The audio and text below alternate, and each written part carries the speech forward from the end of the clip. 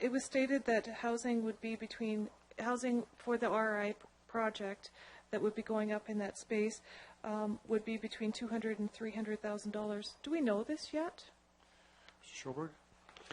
Your Worship, we don't actually. What will be happening is we'll be moving forward on a process, again, consistent with Council's direction to look for opportunities to incorporate affordable housing into both projects, so the Taylorfield neighborhood as well as the rail yard renewal project. Both are expected to have a mix of both affordable and market rate housing, and there are certainly a number of opportunities through various programs, provincially, federally, and municipally, to support the housing residents themselves directly, as well as potentially to support the building of housing stock. So that's yet to be determined, and of course we'll be bringing that forward to Council once we have that. When it comes to people talking about overruns, we had an overrun with the plaza. But let's look, and the naysayers again only mention that. They don't mention the fact that the GTS, the Global Transportation Hub, was $1 million under budget and ahead of schedule. And they don't mention the Cooperator Center that was on budget and on time. They take one little piece out, just like they have with the stadium, and talk about it. Again,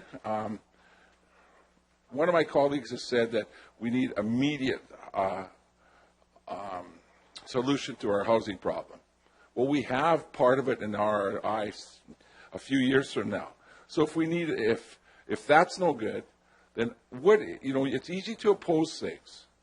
But when you oppose, you should have a solution of some kind. And I don't see any solutions to an immediate remedy to that problem. So the 700 affordable houses is a great part of the project, and all the other things that are going to happen. And like I said, I grew up in Regina, and I grew up right close to Mosaic Stadium in Taylorfield.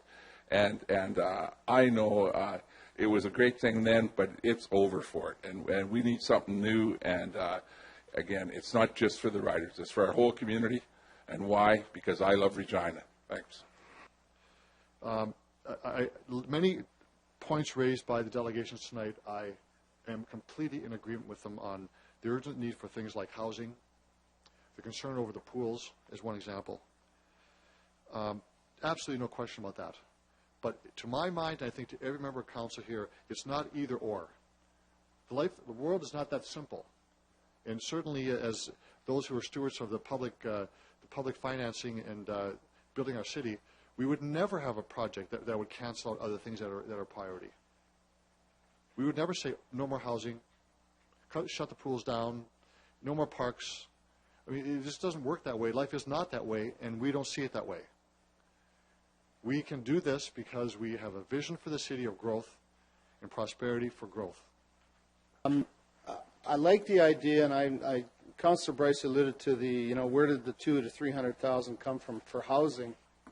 I know there was a project on St. Thomas School, Thompson School site that was government funded, government assisted, and I mean there were complete townhouses selling for $159,000, if I remember, right by the General Hospital. And they were to qualified individuals that had to come forward, present their programs to the government, and they worked, and they sold out like nothing, and it was great. And those are the types of things that I'm hoping that down the road the 700 houses are going to be, possibly apartment style places as well.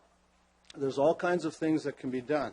The other part I always like to talk about is the revenue that can come from either those, or nobody's even talked a dollar about how much potential land sale of Dudney Avenue could be down the road for the city coffer.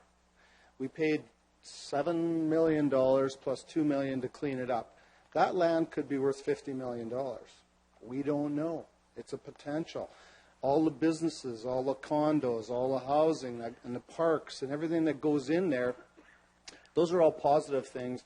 But, I mean, a lot of us, or a lot of people don't like to talk about some of the positives because it takes away from the negatives. But we run the risk of the deal falling apart and we have nothing except Mosaic Stadium. We'll have to cobble together some Band-Aids and binder twine and duct tape to keep that stadium going. And that's not where we want to go. We want to build for the future.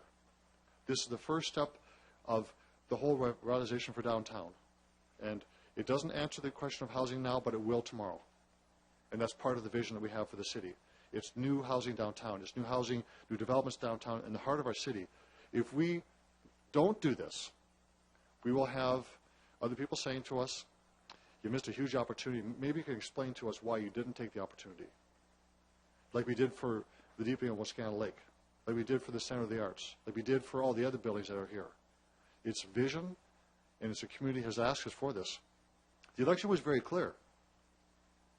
I ran on the election, as did many people in this room, for or against the stadium. Now, there's other issues that we dealt with, to be sure, no doubt. But I said categorically, if I am elected as your mayor, I will work as hard as I can with my councillors here, and we've all said this, to have this stadium, this project go forward. And I stand before you today, hopefully we'll vote in a few moments on moving forward. It's the right project for right now. We have to seize the opportunity to begin the process of developing our city in a way that our children and our grandchildren and others will be very proud of us for the vision that we showed tonight.